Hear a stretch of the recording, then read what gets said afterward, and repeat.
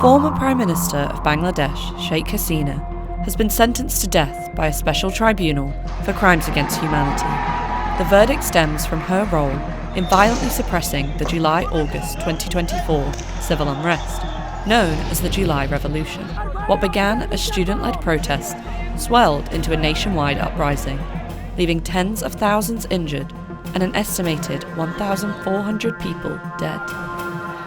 The forceful crackdown ultimately broke Hasina's long-held grip on power, triggering her removal from office and subsequent exile. But what deeper pressures set the stage for Bangladesh's eruption? Sheikh Hasina, the 78-year-old daughter of Bangladesh's founding president, had ruled the South Asian nation of 170 million with an iron fist since 2009, making her the world's longest-serving female head of government. After surviving the 1975 coup that killed most of her family, she spent years in exile before returning to Bangladesh in 1981, becoming a pro-democracy figure and the leader of the Awami League. She was not sort of always the iron-fisted autocrat that people know today. She was a key player in ending military rule in Bangladesh, which effectively propelled her to the status of a national pro-democracy icon. First elected in 1996, she lost in 2001, but regained power in 2009. Her government made huge leaps forward economically. So Bangladesh went from being one of the world's poorest nations to achieving credible economic success from 2009 onwards. But her rule was rife with accusations of large-scale corruption, forced disappearances, extrajudicial killings, and the crushing of opposition figures and her critics. Hasina, during her rule, was widely accused of human rights abuses. Human rights groups had for many years condemned the Awami League for its use of what we call enforced disappearances or midnight arrests, which target political opponents, activists, and journalists critical of the regime. She denied the charges and often accused the main opposition parties of fueling protests. But in July 2024, the public anger was louder than ever. Students erupted in outrage over a policy reserving 30% of government jobs for the children and grandchildren of 1971 freedom fighters. The trigger for July's protests was the reinstatement of a controversial quota system by Bangladesh's Supreme Court, which reversed reforms that had been made during the 2018 quota movements. With youth unemployment rising and few private sector opportunities, government jobs grew even harder to secure. The quota system effectively acted as benefit to the core supporters of the Sheikh Hasina Awami League regime. An estimated 18 million young Bangladeshis sought work, with graduates facing the highest joblessness. Though the country boomed in garment exports, factory jobs couldn't meet the ambitions of its young people. Mobilised via digital platforms, Gen Z was growing more and more discontent. But what happened next would shock the nation.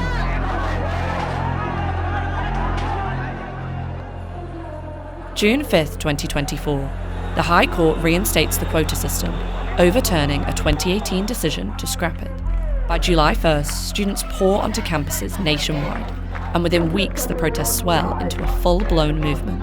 The nature of the movement was extremely spontaneous. Most of the students perceived the movement as something that we are raising our voice against injustice, we are raising our voice against the inequalities in our system. The graffiti becomes an extension of an online uprising. Messages shared on Facebook, X, WhatsApp and Instagram spilling onto the concrete walls. They were threatening us, they were trying to attack us. And on 15 July, finally, that attacked the girls in Dhaka University campus. I was also got beaten. They were beating us with sticks, rods, and bricks. It created a lot of frustration among us. Specifically, we were extremely angry. On the 16th of July, security forces unleashed a harsh crackdown, deploying live fire, helicopters, and drones on protesting students.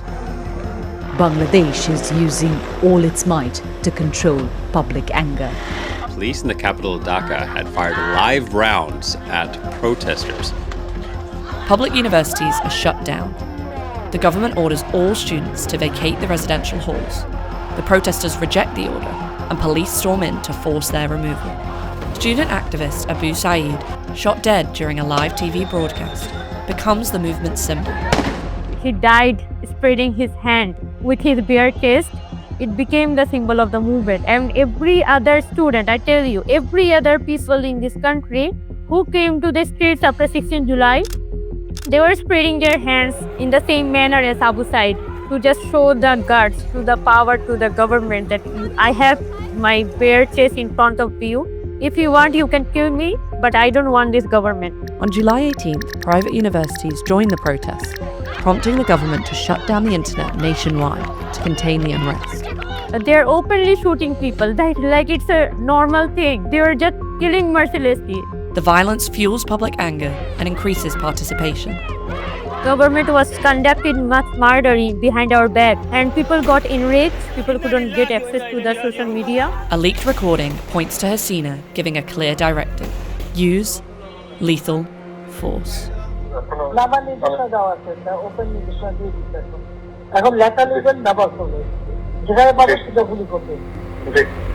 The movement explodes into a full-scale uprising after the mass killing of protesters, later known as the July Massacre, by the end of the month. Because the Awami League regime is essentially a one-party state who had marginalized or in fact jailed a lot of the opposition, Sheikh Hasina took absolutely maximalist position against the protesters. On August 4th, violent clashes erupt nationwide as thousands march on Dhaka, defying curfew and demanding Hasina's resignation.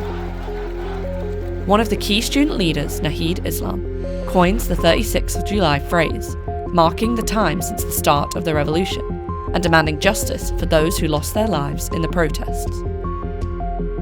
Hasina's decision to reverse the quota reforms didn't really make any difference. The police chiefs told Hasina that suppression by the army was no longer going to work, and police became unwilling to comply with her demands. The Bangladesh Prime Minister has resigned and left the country. And this comes as thousands of people have stormed the Prime Minister's residence. Other pictures show demonstrators trying to damage a statue of Hasina's father. Army chief was announcing the news in front of the live media. News in the scrolls started to circulate that Sheikh Hasina has fled the country. Bangladesh erupts in celebrations. In my imagination, I couldn't even dream of a scenario like this. We just set aside every difference that we had and just got united against the regime. The uprising had defeated Hasina, but her reckoning was just beginning.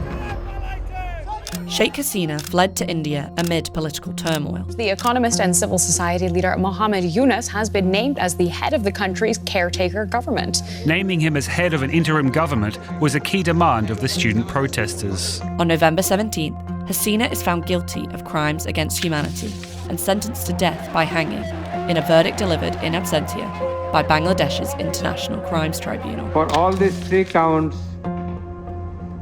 we have decided to inflict her with only one sentence, that is sentence of death.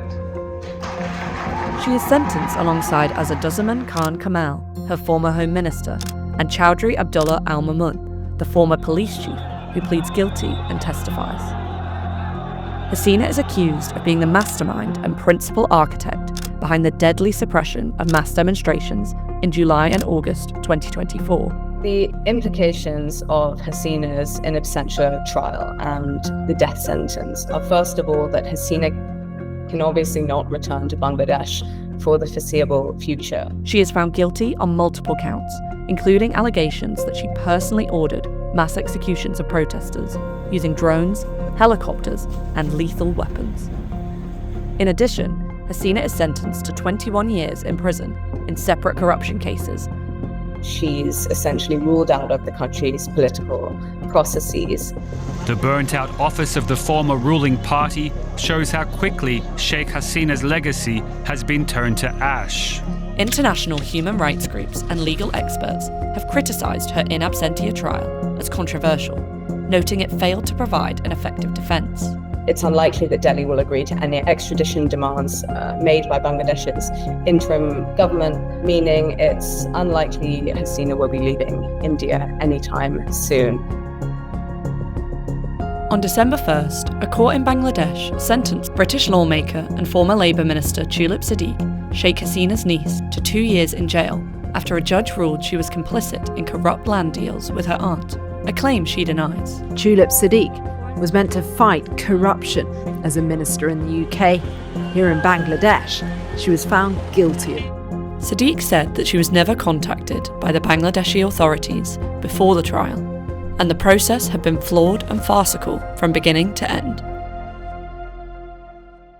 What future lies ahead for Bangladesh?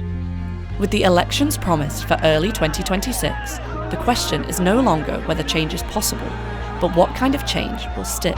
Bangladesh's future really hinges on whether this post-revolution moment will become a springboard for inclusive reform, or on the other side of the coin, a trigger for increasing division and social fragmentation. It remains to be seen whether the next government can actually rebalance the Bangladeshi political system to represent all of the different factions.